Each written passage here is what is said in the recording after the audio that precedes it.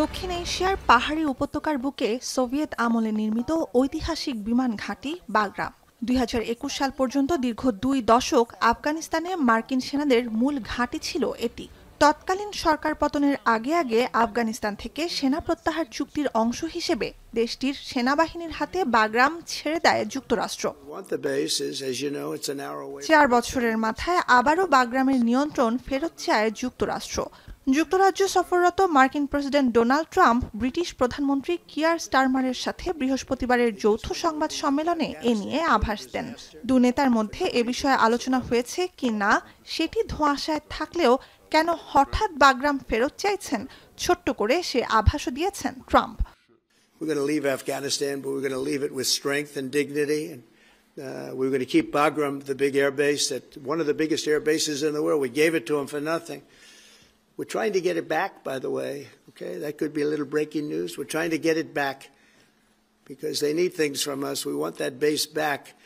But one of the reasons we want the base is, as you know, it's an hour away from where China makes its nuclear weapons.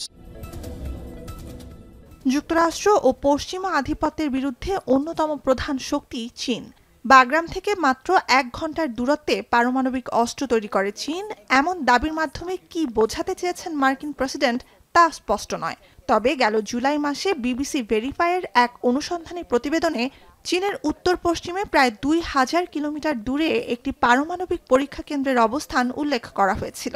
সমুদ্রপৃষ্ঠ থেকে প্রায় 5000 foot উঁচুতে অবস্থিত বাগরামের 2টি রানওয়ের এক-একটি প্রায় 12,000 foot দীর্ঘ এবং অত্যাধুনিক ও ভারী মার্কিন সামরিক উড়োযান ধারণে সক্ষম, যেগুলো সংস্কার ও নির্মাণে $100 কোটি খরচ করেছে যুক্তরাষ্ট্রই।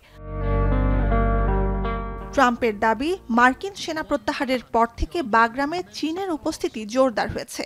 2020 থেকে 2025 সাল পর্যন্ত ধারণকৃত 30টি স্যাটেলাইট ছবি বিশ্লেষণের মাধ্যমে বিবিসির অনুসন্ধান বলছে, তালেবান ক্ষমতায় ফেরার পর থেকে বাগরাম প্রায় স্থবির। ঘাঁটিটিতে চীনের উপস্থিতির কোনো প্রমাণও মেলেনি।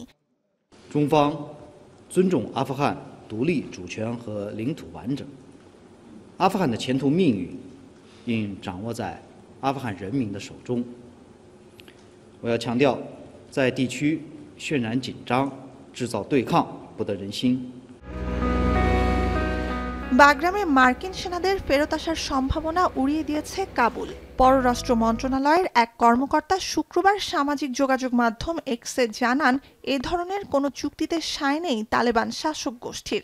বিবৃতিতে বলা হয়, পারস্পরিক শ্রদ্ধা ও স্বার্থ রক্ষার বিনিময়েই কেবল আর্থ-রাজনৈতিক সম্পর্ক হতে পারে দুই দেশের।